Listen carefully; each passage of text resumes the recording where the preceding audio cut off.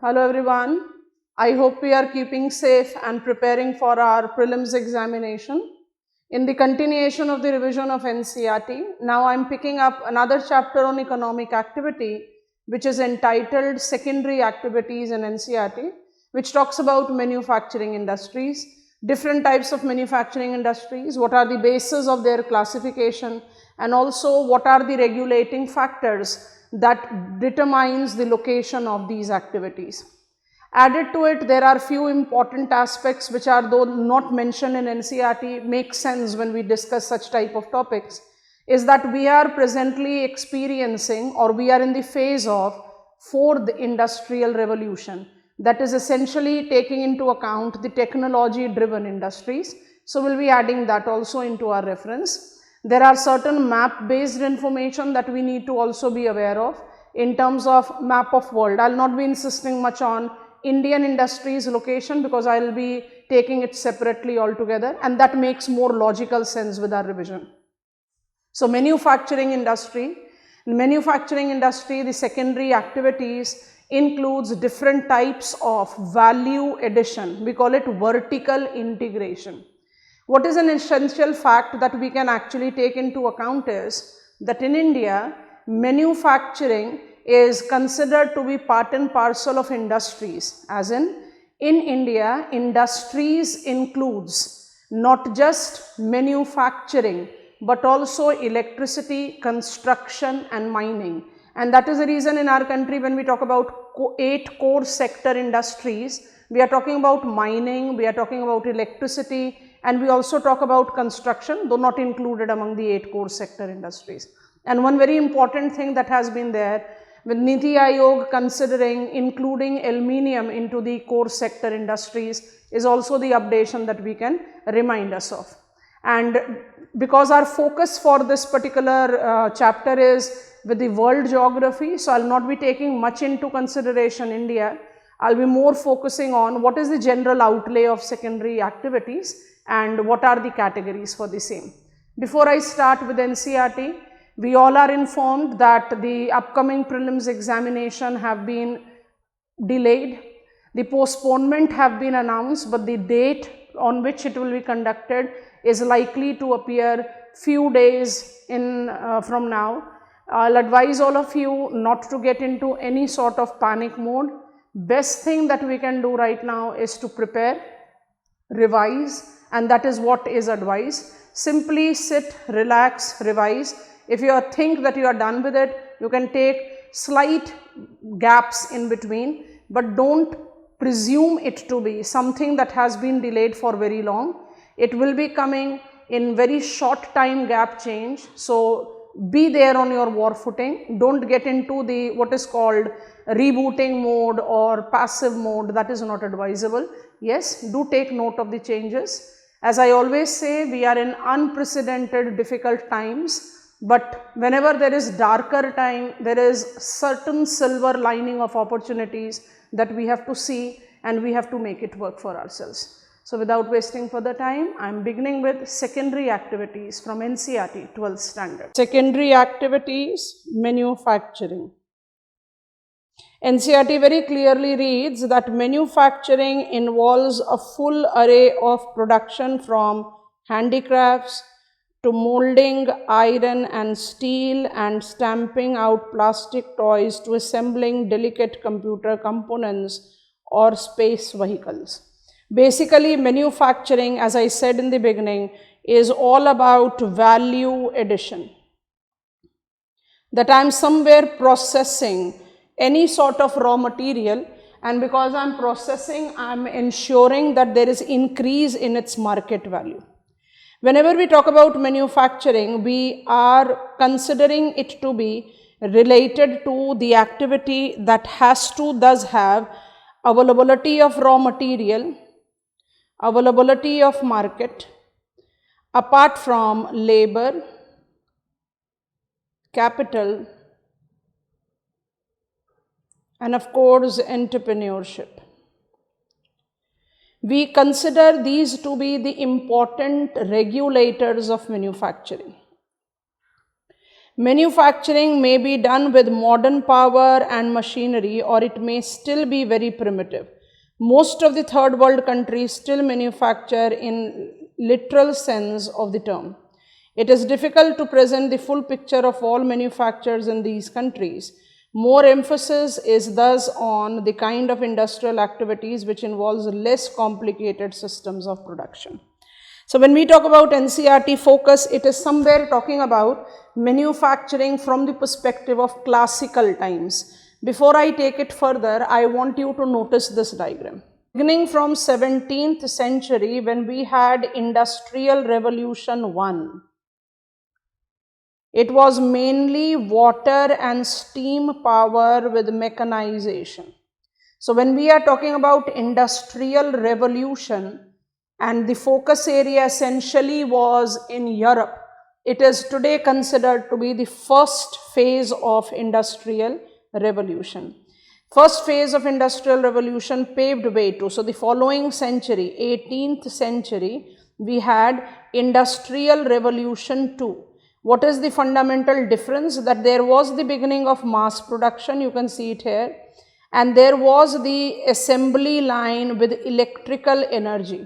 So we had modification not just in the amount of production but also the technique of production, which led to mobilization of what is called as global connectivity in terms of raw material, in terms of market links. Essentially, we take these two phases. I am talking about 17th century phase 1 and 18th century phase 2 of Industrial Revolution to be essentially the case of prelims or preliminary development of manufacturing. By the beginning of 20th century, so we have taken leap of from 18th century to 20th century, Industrial Revolution 3 is justified. And Industrial Revolution 3 is all correlated with automation, computerization, electronic devices and components. So from electrical energy to electronic, there has been increase in automation. So mechanization paving way to automation. So this is how we take the change altogether. And presently, today, we are experiencing Industrial Revolution 4. And Industrial Revolution 4 is essentially talking about artificial intelligence. If I have to make sense with this Industrial Revolution 4, easier diagrams for us to understand it includes Industrial Revolution 4 talks about smart building, smart product, smart mobility, smart grid and smart logistics. It is all about what is being correlated with IT enabled services. And from the manufacturing front, it also includes characteristics here. You can see it. It's big data, it's autonomous robot, it's cloud computing, internet, additive manufacturing, cyber physical system, augmented reality, internet of services. Characteristics of industries also includes simulation. So when we talk about Industrial Revolution 4, it is involving third world countries in as perfection as we correlate it with the developed world altogether. Why I essentially wanted to start from here? Because our NCERT talks about conventional part of manufacturing, and fourth Industrial Revolution makes it more real, as in current orientation of the study. Going back to NCERT now, I want to reread this statement. Most of the third world countries still manufacture in literal sense to the term. It is difficult to present a full picture of all the manufacturers in these countries. More emphasis is given to the kind of industrial activity which involves less complicated system of the production. So we are essentially talking about the modern rather than the contemporary nature of manufacturing industries as per our NCERT. Now if I have to pick up the reference of characteristics as our NCERT reads. So, our block number 2 of study is what is the characteristics of modern large scale manufacturing. So, it correlates with certain important economic criteria, and we want to read it from this diagram first. The economic factors that will regulate the manufacturing industry will include education and training, communication as first. Let us go in the sequence of the study. Education, training, natural resources. Natural resources can include energy resources, mineral resources, any of the cases, because we do categorize industries on the basis of raw material. Transportation, very important factor, and we have got power and energy resources as the constituent related to natural resources, which can also include reproductive industry, animals, forest, because these are the categories that are being applied in our NCERT. So, economic factors that facilitates manufacturing includes communication, education and training, HRD, natural resources, transportation for both backward and forward linking. Do remember that none of the economic activity can run without availability of what is called raw material or inputs, as well as without the availability of what is referred as market links. So, economic factors that facilitates the locational characteristics of industries include these 5. Right. So, modern large scale manufacturing has following characteristics. We can also call it following regulators. The first regulator is specialization of skills and methods of production. Under the craft method, factories produce only few pieces which were made to order, so the costs were high. On the other hand, mass production involves production in large quantities and standardized part by each worker performing only one task. So, we are talking about specialization. Characteristics of large scale modern industry, number 1 is specialization. Number 2 is mechanization. The term refers to the uses of gadgets. Mechanization, automation is part and parcel of mechanization, but it is without aid of human thinking during the manufacturing process. Automatic factories with feedback and closed loop computer control systems where machines are developed to think. So, very clearly mechanization is an important characteristics that facilitates what is called large scale production. Essentially, it is where we distinguish between, if I take example from textile, mechanized textile sector will be called mill, where there is availability of both human labor as well as machine, and completely automated will be called power loom. So, when we talk about the textile sector, even today we take textile sector to be manual labor as handloom, we all are aware of, but to make the distinction between what is mechanization and what is automation. So, automation will go with power loom. The third characteristics that goes with large scale manufacturing is technological innovation. This is where we can pick up the characteristics of Industrial Revolution 4.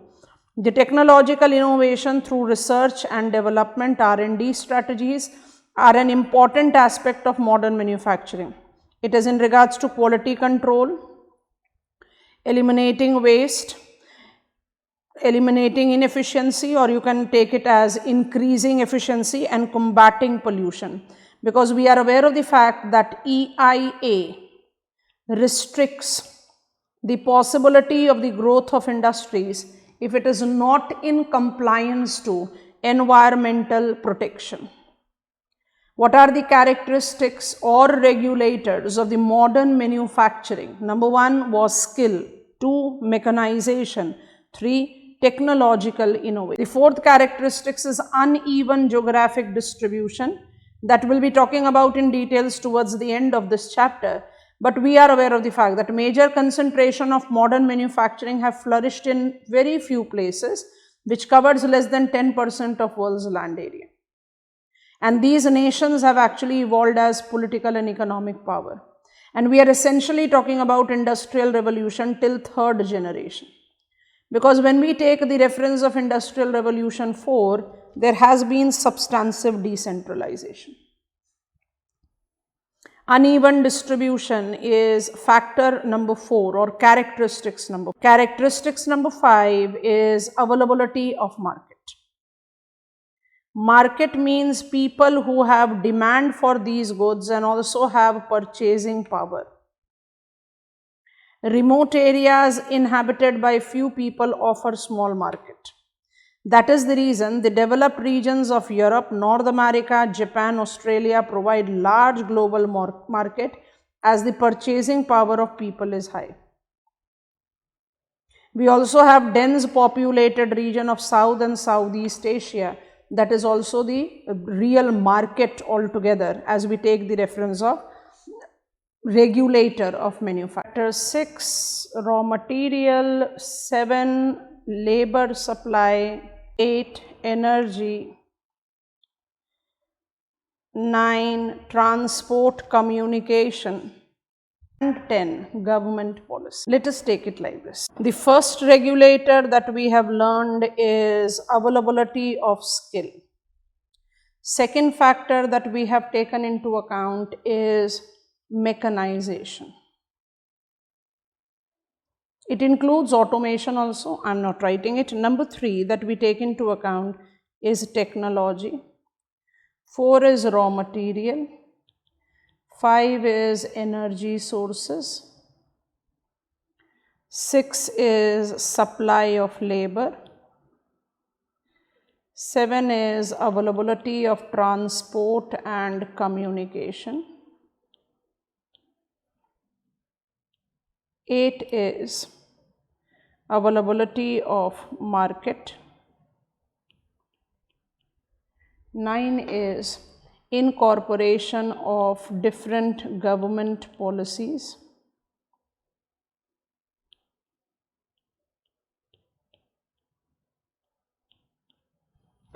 As the determiners of modern manufacturing industries. And mind it, we are also taking it from the perspective of characteristics, because every of the large manufacturing industry will involve all these. And this is what, if you count them as these 9 factors, divide them into 10 factors, it essentially is talking about only these. I say education and training again, I am talking about skill plus labor. If I am talking about natural resource, because power and energy resources are written here already. So if I am talking about natural resources, I can talk about location, I can talk about agriculture, I can talk about forest, I can talk about animals, big range of them. Transportation, communication, power and energy resources. What else I can include apart from these 5? So number 6 I can say government policy. Number 7 I'll say technology. Number 8 I'll say mechanization. Yes, these are the economic factors that are the characteristics or regulators of modern manufacturing industries. And this makes the things important. Availability of raw material is not the only thing. It basically correlates with many more factors, like if I take it from my NCERT first, we read raw material as the point. It very clearly reads raw material used by industry should be cheap and easy to transport. Industries based on cheap, bulky, weight losing material is always located to the raw material sources. So all the major core sector industry, all the major core sector industries or even the perishable industries, they are identified to be raw material oriented. Steel, it's weight losing. Sugar, cane is bulkier than sugar, and added to it, cane is perishable. After harvesting, the sucrose level consistently depletes. both in quality and quantity. So it requires to be immediately crushed, and that is what is mentioned in our NCERT also. Read carefully. The perishability is also a vital factor for industry to be located close to the source of raw material. So you need to understand that whenever I talk about factors or the characteristics of industries, I need to take reference of whether they are regulated by one factor or many. Because it is large scale, it surely will be involving large number of factors. And which are these large number of factors? Skill, mechanization, technology, raw material, energy, labor, transport, communication, availability of market, government policy. EIA compliance. Corporate social responsibility. Put on a star mark to them. They more correlate to fourth generation industrial revolution. Before we classify industries, let us take reference of some of the box items from NCERT. The footloose industry. Footloose industries can be located in wide variety of places. They are not dependent on any specific raw material, weight losing or otherwise. They produce in small quantity and also employ small labor force.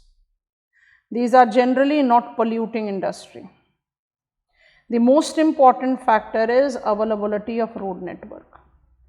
So if I say which type of industry will be raw material oriented, I'll say it is weight losing. Reason, raw material is bulkier than ready product. Which type of industries will be market oriented? Weight gaining. Weight gaining because ready product is more heavier than raw material. So the factors that we have learned are the factors which operates together to determine location of industries. So that is the reason I said, what is the characteristics of modern manufacturing stands synonym to what are the determiners of their location. They go together. However, there are industries which can be called footloose industry. So on the basis of location, let us take it like this: market oriented and a special type called footloose. Raw material oriented can be specified as weight losing. What does that mean? Raw material is heavier than ready product. Essentially, which type of industries becomes raw material oriented? Core sector industries, iron, steel, cement.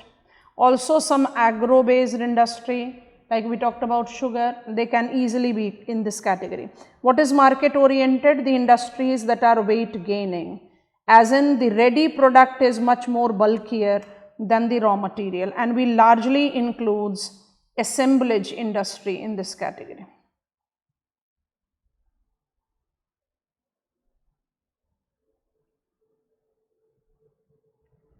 Consumer durables, automobile assemblage, these industries can easily be taken into this category. And what is footloose? Footloose can be at different locations, which can include household industries. We also call them cottage industries, along with small scale. In India, we essentially call them MSMEs, medium, small and micro enterprises, and also large scale industries. So when we talk about larger scale industries, it is more complicated network of development. NCERT also emphasizes on classification of manufacturing industry on the basis of what is the type of input, as in raw material based classification. Raw material based classification can be agro based industries. Now at this point, we can easily apply that agriculture. In the last video I talked about it.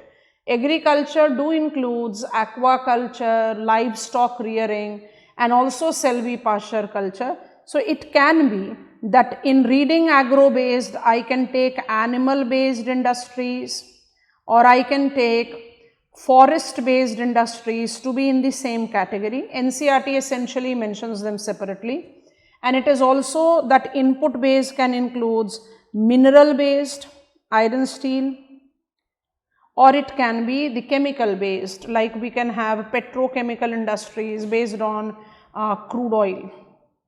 Manufacturing industries essentially are classified on these two criteria because we are referring NCERT, so we don't miss out on the ownership category that is also being mentioned in NCERT, essentially including public, private and the joint ventures or joint sector firms. We want to take the brief details from our NCERT one by one for them. The household industry or cottage industry are the smallest manufacturing units. So, based on size, criteria number 1, we are talking about a household or cottage industry. Because it is smaller scale, local raw material is used. It is done manually. Finished products may be for consumption in the same household or for sale in local village. Capital and transportation do not wield much influence as this type of manufacturing has low commercial significance and most of the tools are devised locally. And when we talk about the cottage or household industries, the key term that we can derive out from here thus stands for local and smallest scale. Pick up these two key terms.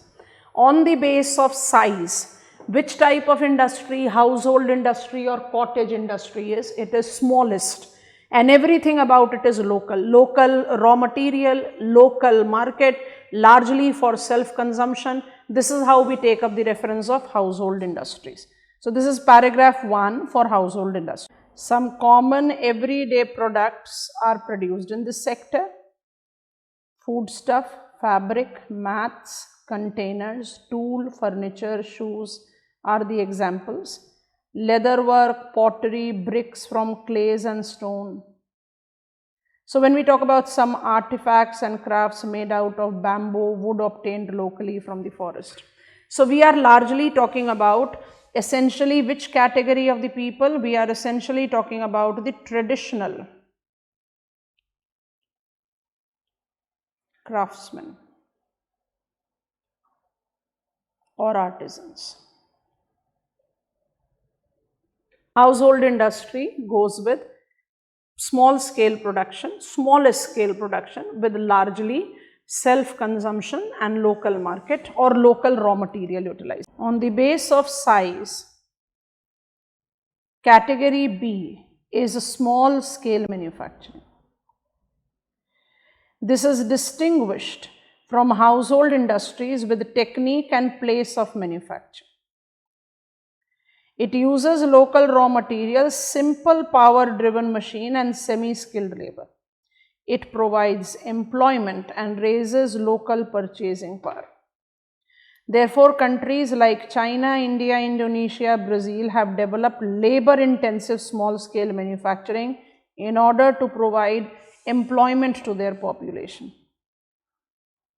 How do I distinguish between household industry from that of small scale industry? That household industry is largely self-employment and small scale is employment generator. And what about our category C? It is large scale manufacturing that involves larger market, various raw material, enormous energy, specialized worker, advanced technology, assembly line, mass production and large capital. So, if it is household industry, it is essentially for self-consumption.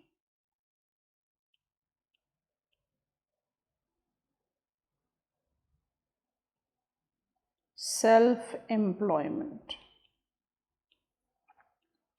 local raw material.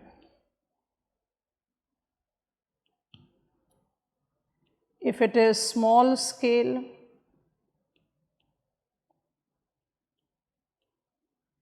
there is employment generation. there is mechanization, there is diversity of raw material, there is essential requirement of transport and communication links. And all these things becomes much more sophisticated if it is large scale. Size-based categories of manufacturing industries thus includes these three. Industries based on raw material. So we have got agro-based industry, which is coming from agro products, as in we are processing agro products altogether. So we can make sense with these industries which are largely processing the raw material from the field and the farm into finished products. Major agro processing industries, food processing.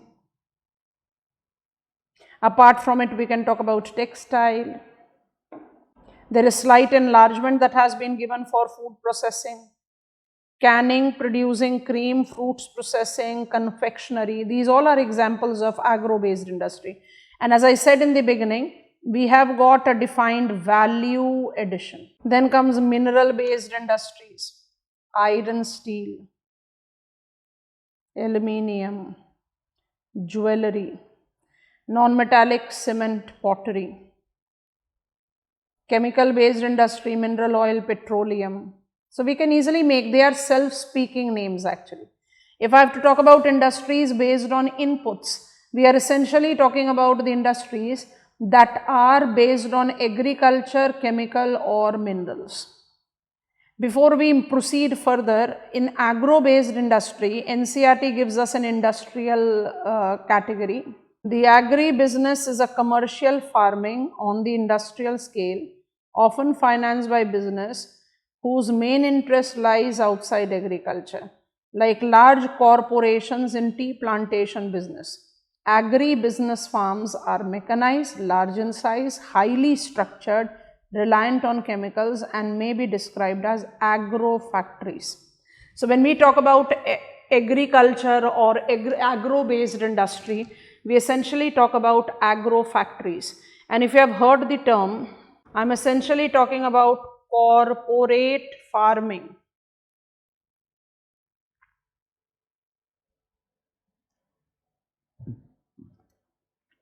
Which now includes apiculture, sericulture, which is where the big industrial houses are engaged in agro factories. They are cultivating the things which is to be processed and sold in the market. So agro factories is also an important thing. Then we have forest based raw material using industry, grass for paper, timber for furniture, good examples. And animal based, leather for leather industry, wool for woolen textile, ivory obtained from elephant tusk. These are the good examples of animal based industry. The second criteria on which we classify manufacturing industry is based on input, and based on input we have got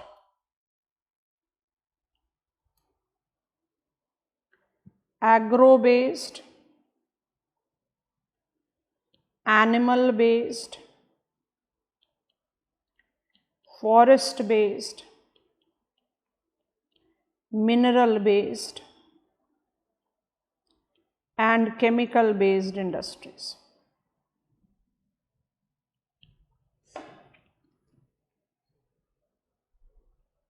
Sugar,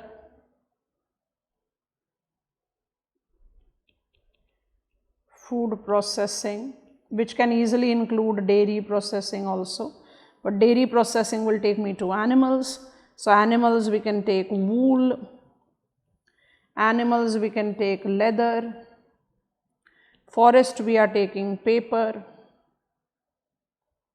minerals we are essentially talking about iron, steel, like metallurgical industries.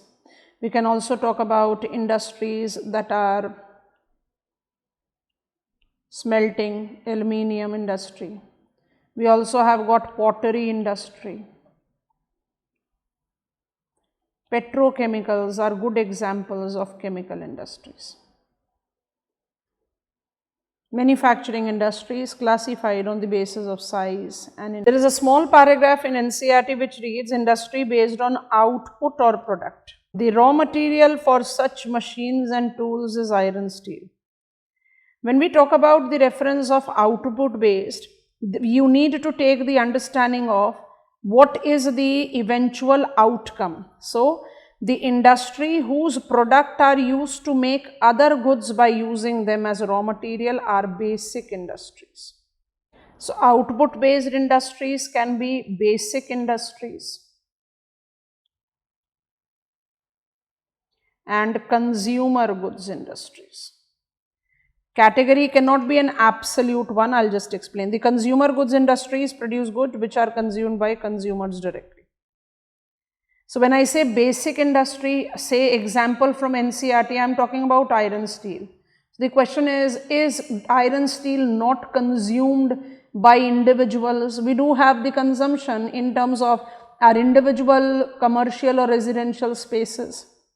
So, point that we are making is that basic industry can have a consumer edge to it. Consumer industry may not be basic. At this point, be informed with one very important confusion that we create.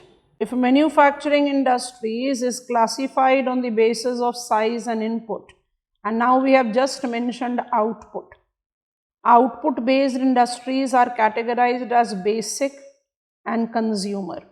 It gives me a point of confusion that has to be clarified. Economic activities are essentially categorized into basic and non-basic.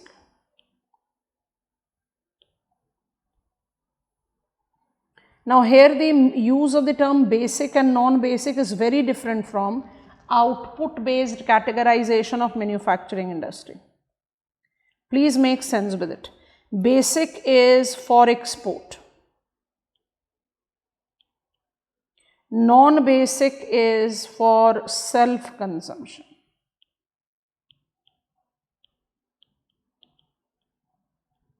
So, supposedly I take a place A, and this place A is essentially known for its manufacturing. So, A will have its basic activity as manufacturing. So, economic activity of A and the basic category is manufacturing, let it be anything. Let it be cotton textile, let it be iron steel. Mind it, iron steel was being mentioned as basic industry and textile was mentioned as consumer industry. So, be cautious in the usage of the same term. If region A, let me name it. If I am talking about the industrial city in the country, very popular one, Jamshedpur. Jamshedpur is essentially known for iron steel industry. So, its basic activity is manufacturing iron steel. Jamshedpur is a mega city also. Being a mega city, it has got million plus population. Million plus population requires residential area, recreation space, daily item selling shops, schools, etc. Now, are these activities not requiring more job prospects? Is it not the economic base? It is also. But is Jamshedpur known for those shops and those schools and etc.? No. So, which kind of activity that will be? Non-basic. So, economic activity of any place is the combination of basic and non-basic activities, and these utilization of the term tends to create confusion with basic and consumer industry. So, repeating it like this, I can classify manufacturing industry based on its output as basic and consumer. Basic is those which will be utilized for making another product, and consumer which will be consumed by people directly. But when I use the same basic in terms of activity, I am talking about exports, and if it is non-basic, it is for self-consumption. Industries based on ownership are third and the final criteria. Public sector, CPSE, or SPSE. Private sector, Reliance Industries. Joint sector, where private public sector works together. Maximum of the MNCs are identified to be of the private sector. We do have some joint venture altogether, and public sector incorporate essentially the governments managed. Now NCERT talks about the traditional large scale industrial regions. So we are talking about regions here. These are based on heavy industry, often located near coal fields. So traditional is what we are talking about. And when we talk about these traditional industrial regions, they are characterized by high proportion of employment in manufacturing industry, high density of housing, unattractive environment because there is high pollution, and problems of unemployment, immigration, and derelict land areas caused by closure of factories of the worldwide fall in demand. So traditional industrial areas are those which were initiators. Those were the beginners of the manufacturing. They are largely identified with huge manufacturing employment, but challenges in regards to unfavorable living conditions, pollution, and etc. And the example that has been mentioned is Ruhr coal field of Germany. The coal and iron steel form the basis of economy. After iron ore was exhausted, industry remained by utilizing waterway of Ruhr. In the industrial sector, structure led to the decay of some areas, problems of industrial waste and pollution. However, the future prosperity of Ruhr is based less on product of coal and steel, for it was initially famous for, more on new industries like huge Opel car assembly. So there is a changeover from absolutely core sector basic industry. Ruhr Valley have transformed to the consumer industry, which is automobile development. I'll take you to the map to understand these. First, we are taking NCERT's reference. High technology industry, high tech. It is best understood as the application of intensive research and development. Professionals, white collar workers make up large share of total workforce. These highly skilled specialists greatly outnumber the actual production blue collar workers. Robotics on the assembly line, computer aided design and manufacture electronic controls of smelting and refining process. We are talking about Industrial Revolution 4. Neatly spaced, low, modern, dispersed office plant, lab building rather than massive assembly structure. So there has been a change from what has been conventional, bulky to more RD related and CAD, that is computer aided design related industry. High-tech industries which are regionally concentrated, self-sustained and highly specialized are called technopolis. Silicon Valley near San Francisco, Silicon Forest near Seattle are examples of this. And in India, we know Bengaluru is considered to be the Silicon Valley of our country. Manufacturing industries based on size, manufacturing industries based on input, manufacturing industries based on output, manufacturing industries based on ownership, and manufacturing industries based on their nature.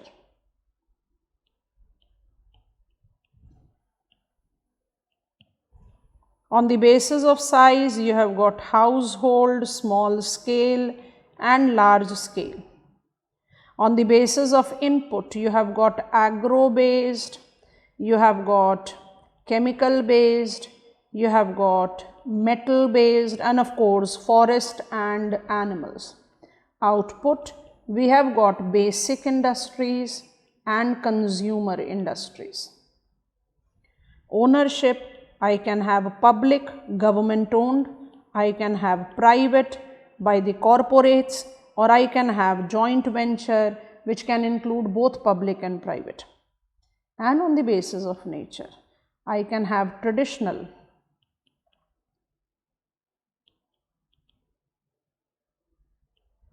and I can have high-tech industries with computer-aided design. Traditional example of Ruhr Valley has been mentioned, and here we have got technopole. Can we notice this river? This river is River Rhine, which draws international boundary between France and Germany, and it is the right bank tributary. If I slightly zoom in here, it is the right bank tributary of River Rhine in Germany. That is called Ruhr, and Ruhr has been essentially known for core sector basic industries for long time. Even today, iron steel industries is not completely removed from here, and I'll take you to this map again after picking it up from NCERT. The iron steel industry as an example in our NCERT, it forms the base of all the other industry, therefore is called a basic industry. We have understood it. Iron is extracted from iron ore by smelting in a blast furnace with carbon and limestone. The molten iron is cooled and molded to form pig iron, which is used for converting into steel by adding strengthening material like manganese.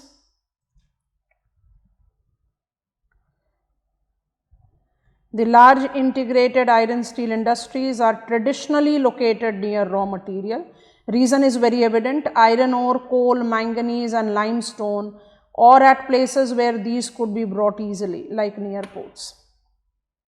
So I have got iron steel industry as a large integrated iron steel, which is essentially raw material oriented. But NCERT also talks about mini steel.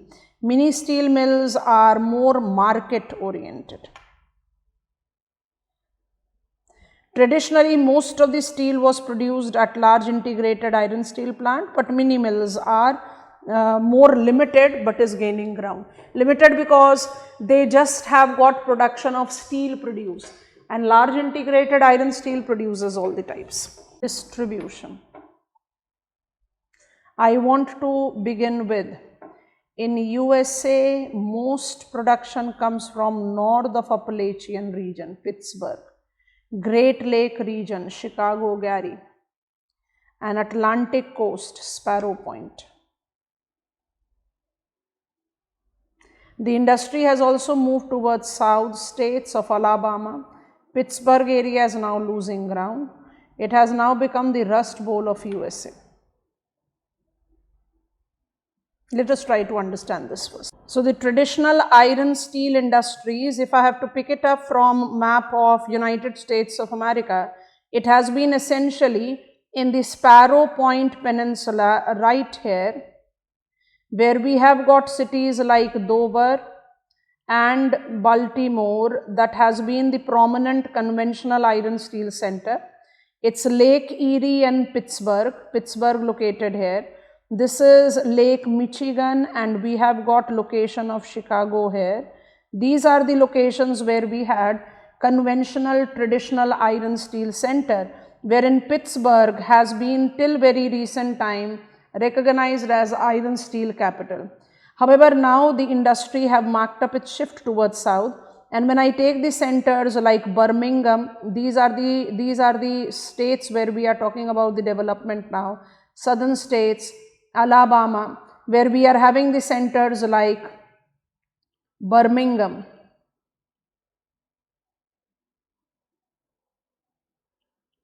where the iron steel cities are shifting. So if you have to take the remainder of it, it will go like this: Pittsburgh, Dover, Baltimore, this is Sparrow Point Peninsula, this is Great Lake region where we are talking essentially about Erie and Michigan lakes. And now the shift is towards south, essentially taking benefit from Appalachian resource base. In Europe, United Kingdom, Germany, France, Belgium, Luxembourg and Netherlands along with Russia are leading producer. The important centers are Birmingham and Sheffield in UK, Dortmund, Düsseldorf and Essen in Germany, Lecrest and Saint Antony in France, Moscow, St. Petersburg, Lipetsk, Tula in Russia, Kryvyi Rog and Donetsk in Ukraine, Birmingham, Düsseldorf, Strasbourg, France. Entire Rhine Valley actually. We have seen Rhine draws international boundary between France, Germany, drains in Germany and then enters Netherlands. So Düsseldorf here, we have got Stuttgart, we have got Essen and Cologne as cities right here on the banks of Ruhr. This is Strasbourg, Germany, Birmingham in England, Donetsk basin in Ukraine, Moscow, Tula, St. Petersburg in Russia. The cities and the countries with which we correlate iron steel in Europe. It's Birmingham in England, it's Düsseldorf in Germany, Stuttgart in France, Donetsk in Ukraine, Tula, Moscow, St. Petersburg in. Reading it out again, try to recall the location. Birmingham, Düsseldorf, Moscow, St. Petersburg, Tula. Right? We have also seen Chicago, Gary region, Erie Lake. We have noticed Sparrow Point Peninsula, Pittsburgh in Appalachian region. Iron steel centers. In Asia, the important centers includes Nagasaki, Tokyo, Yokohama, Shanghai, Wuhan, Jamshedpur, Kulti, Burnpur, etc. I have told you I will not be talking about India right now, so I just want to take China and Japan. So Japan, we are essentially talking about Nagasaki, Tokyo, Yokohama, and we are talking about Shanghai and Wuhan in China. This is Hokkaido Island of Japan. This is Honshu Island of Japan. I have dedicated videos to it already, so you can have a look on it. The smaller one, let me slightly zoom in.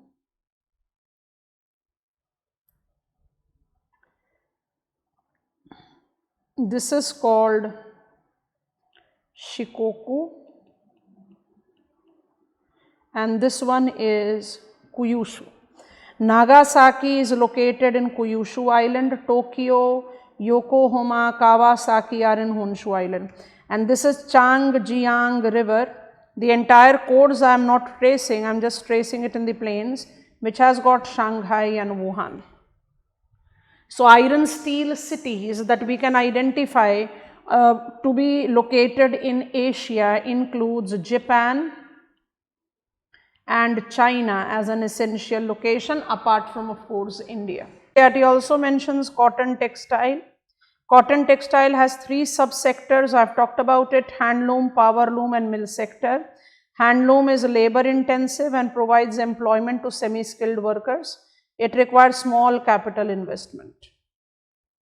Powerloom sector introduced machines and became less labor intensive.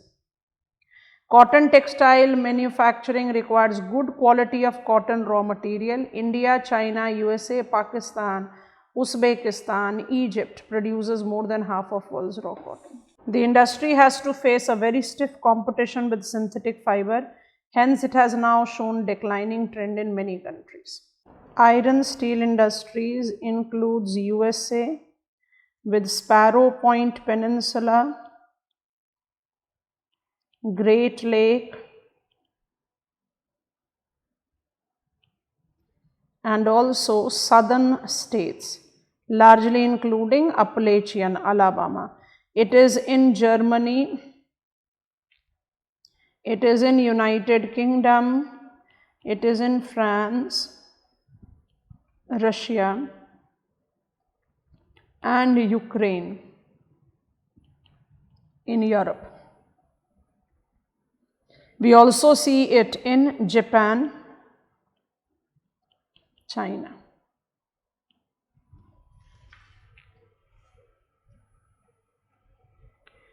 Take references of maps that I have added to define location, and remind yourself that we have learned manufacturing industries as locational factors. We have learned manufacturing industries as their classification based on 5 factors, and also that we are right now experiencing generation 4 of industrial revolution, wherein there are few examples cited in NCERT. With support of map, we have tried to learn their location as well. This is it for this chapter.